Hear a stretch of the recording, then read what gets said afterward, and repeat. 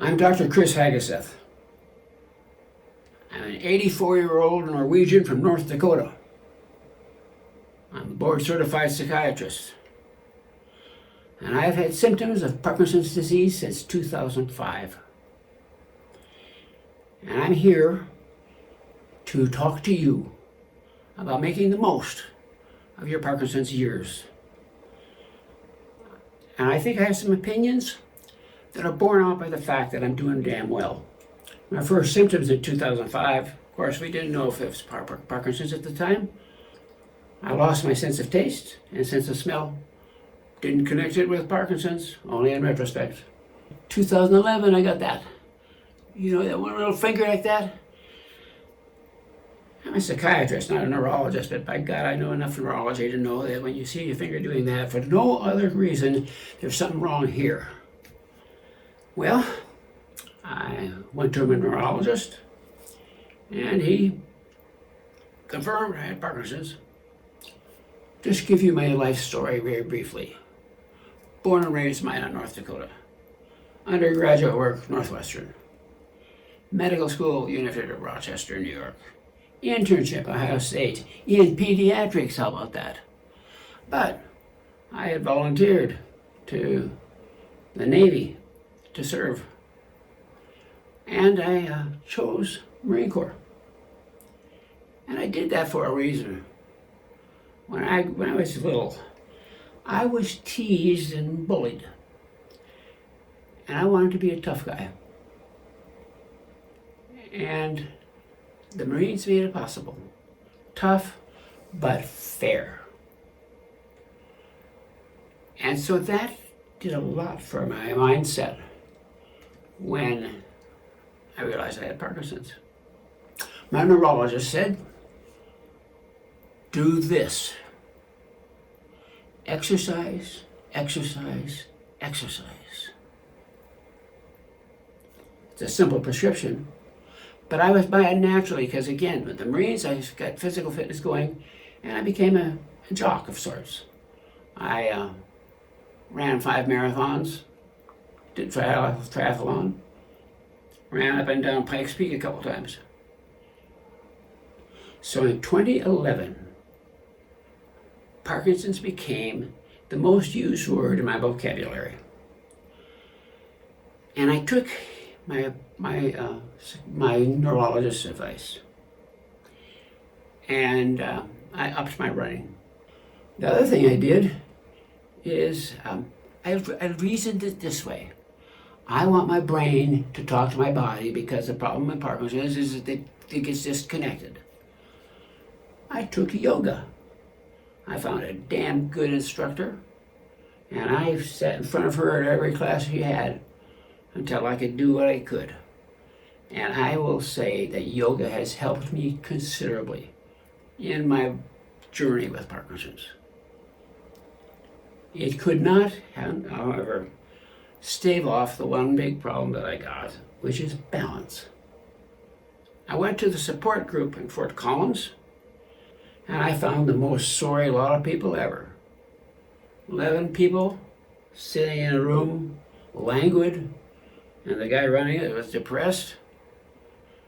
Well, I had a real neat thing happen to me early in my career in Parkinson's, and that early in my career in psychiatry once I got to Fort Collins, and that is I talk well in front of people. And the people in the hospital said, Dr. Haggeseth, the nurses are wanting a program on humor. Well, it turns out there was a guy there, by the name of C.W. Metcalf, Charlie Metcalf. Brilliant comedy guy, but not comedy, really subtle comedy. And he and I did a workshop at Poudre Valley Hospital on health and humor. It was a success. So we went on the road, went down to Loveland, 10 miles. Yeah. Success there, so we went to Longmont, another 20 miles. Success, yeah. Then we got to Denver. Well, a year later, we were speaking at the Fox Chase Cancer Research Center, the Mayo Clinic. I did a presentation for the commanding general staff of the Marines in Camp Pendleton. And what we found was that there was a hunger for understanding about humor and using it constructively. Norman Cousins wrote a book called The Anatomy of an Illness, how he got over was an incurable illness. And among the things he used to get better was laughter. So what did he do in those days? He got a bunch of TV reels and got them into his hospital room and watched comedians that he enjoyed. Groucho Marx, stuff like that. And he laughed. He got better. Now, there's some controversy that he might not have had exactly the disease that he said in the book. But controversy or no, Norman Cousins awakened the idea that if crying is going to make you worse, laughing is going to make you better. And so I had a second career on the side of teaching humor all around the country. I wrote a book in '89 called A Laughing Place. The workshop business began to go down. I decided that I would hang up my psychiatry britches for a while. And I turned around and became a producer of outdoor television for bird hunting dogs in America. And I had 2 years on the Outdoor Life Network, traveling around the country doing what I did as a boy in North Dakota, hunted pheasants and grouse and ducks. I ran the support group here from 2012 to 2020. I was getting pretty much worse with Parkinson's then. And it was time to turn over the reins to some other people to run the support group. And I'll talk about this in a later lecture or two, but I actually went down pretty deep. And I'll use that as a basis for talking to you about things like depression. Throughout the time that I have been knowing I had Parkinson's and practicing what I did and doing well, I've been very disappointed with the medical profession because I did a lot better than a lot of other people. I wasn't bragging. I was saying, hey man, I think I found something that works. I asked the main speaker, I said, help me understand. I have been doing very well with Parkinson's. Could it be that my case isn't as bad as other people? He growled. No, there is no such thing as a mild case of Parkinson's. And I asked this question several times, why am I doing so well? Well, I'm not doing well anymore. A lot of problems lately. I'll go over them with you.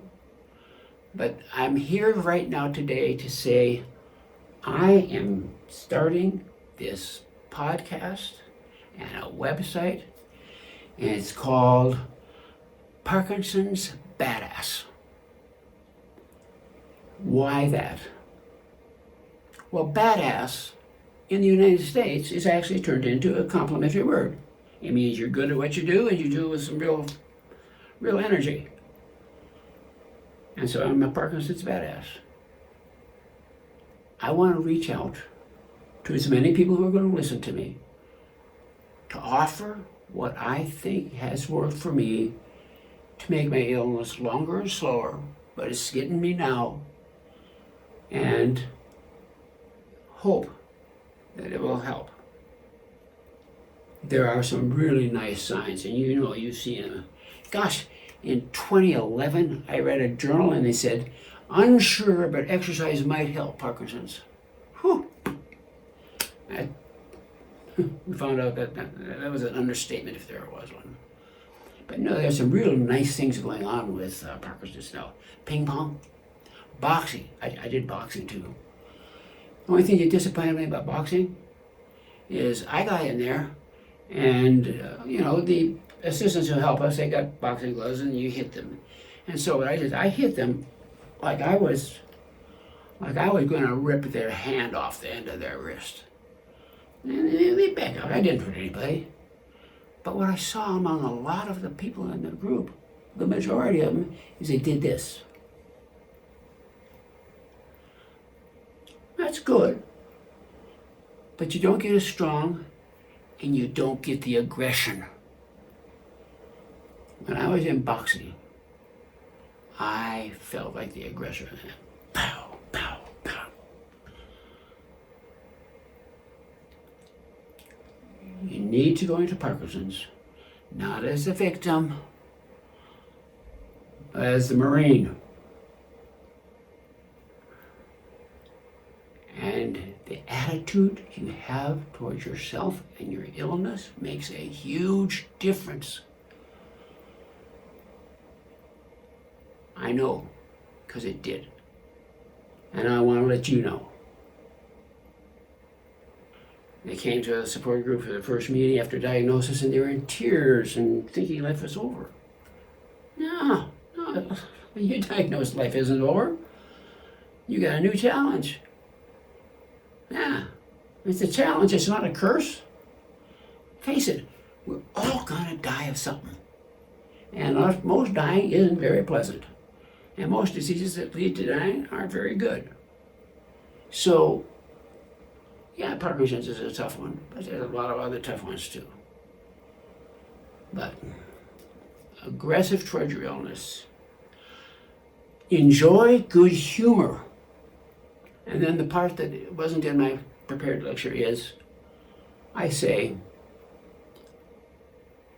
Parkinson's gives you time to get your act together with respect to God. Now, there are so many different beliefs about God. They can't all be right and they can't all be wrong. But I say, my spiritual life has been a very positive thing with me and Parkinson's. When I'm not doing that well, I get comfort.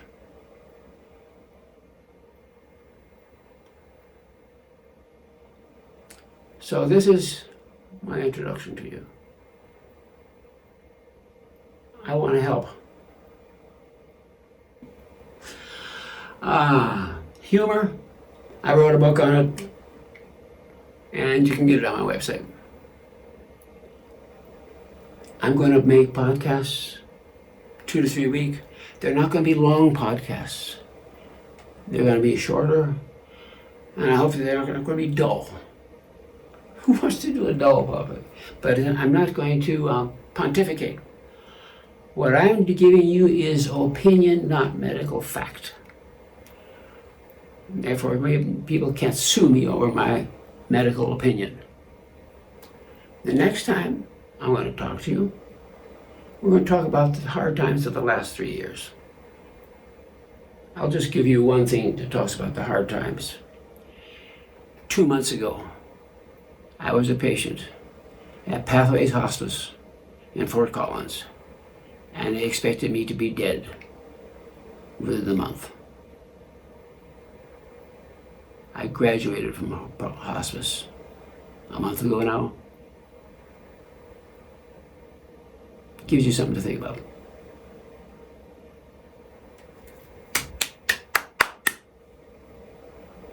Namaste.